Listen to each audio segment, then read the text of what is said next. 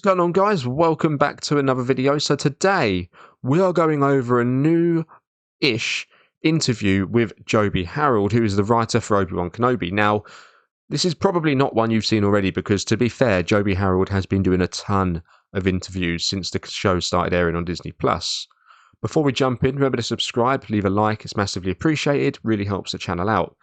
So let's move over here and take a peek, shall we? So, we're on week 5 of Obi-Wan Kenobi now, and while most of us are really looking forward to see how it all wraps up with the last 2 episodes, who, going by some certain rumours, leaks, and things you hear online, do look set to be promising and very enjoyable, there are some glaring plot holes still that need to be addressed. Now, it's fine for me to have my theories on it, or any other content creator, and it's fine for anyone else out there to have their theories, but ultimately, they don't mean anything if it doesn't come true.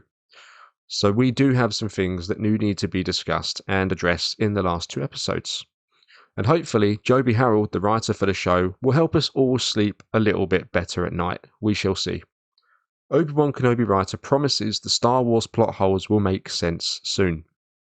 We're all very aware of all the choices that are being made. So Obi-Wan Kenobi writer Jobey Harold has promised the show's Star Wars plot holes will make sense soon. The show has been heavily criticised by longtime fans for clashing with established Star Wars canon. Among the complaints were the murder of the Grand Inquisitor, even though he appears in other series set after Obi-Wan, or why Ben didn't immediately know Leia's age, since he was responsible for saving her at birth, which, to be fair, is not a plot hole I really thought about, but yeah, you could say it is. Harold specifically addressed questions about the Leia discrepancy while speaking to Entertainment Weekly, saying, "We talked about it a lot, and we're looking forward to the show airing in its entirety so that hopefully all questions are answered fully. So it's tricky to field some of those questions mid-process, but yes, all I can say is we're very cognizant of that and of canon, and it's a massive team, Lucasfilm, so we're all very aware of all the choices that are being made." As for the status of the Grand Inquisitor, Harold was coy when asked whether it was possible for the villain to survive a lightsaber blast through the chest by Reva. It was more of in the stomach, I will say, which we'll come on to in a moment, and I will elaborate on something else in regards to that too. As I said before, we very much take canon very, very seriously, the writer insisted. And there are many, many people behind the scenes who prioritise that. So we have it in mind, and by the time everything is concluded, all things should be in place. I don't think they're going to leave anything open-ended deliberately in this show, because originally it was billed as a limited series. However, it does look like now we're going to be looking at a season 2. Now, moving over to the Grand Inquisitor, who you can see here, he's played by Rupert Friend.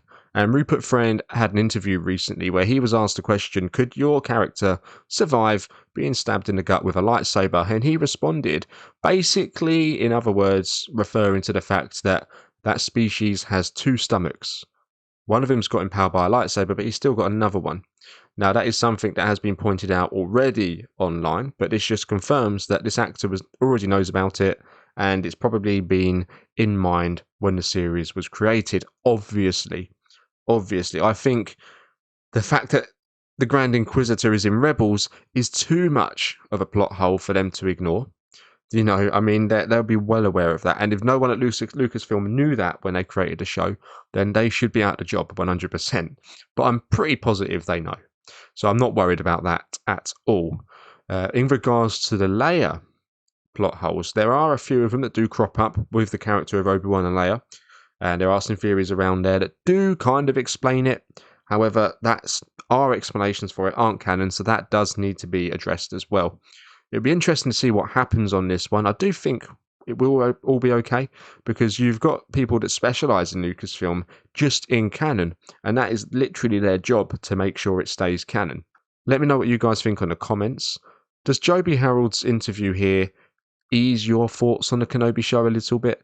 For me, I don't worry about canon until I've finished watching it, because things can change as the series progresses. We're not meant to watch a series and draw conclusions based on one episode.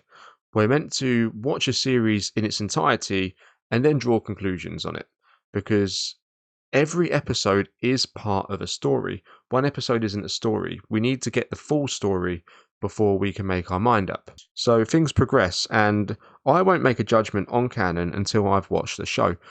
Now, I do have a kind of feeling that there will be some things that are left up in the air, minor details, which we can probably just say, that is Star Wars. It's been doing it all the time. Even when George was in there, there was still some bits that didn't kind of make sense. But I think the majority of the major ones, or hopefully all of the major ones, will be addressed because they're too big to ignore. But I think there will be some niggly little ones here and there. As I said, let me know what you guys think in the comments. Leave a like. Remember to subscribe to continue this Kenobi and Star Wars journey together. May the Force be with you, and I'll catch you in the next video.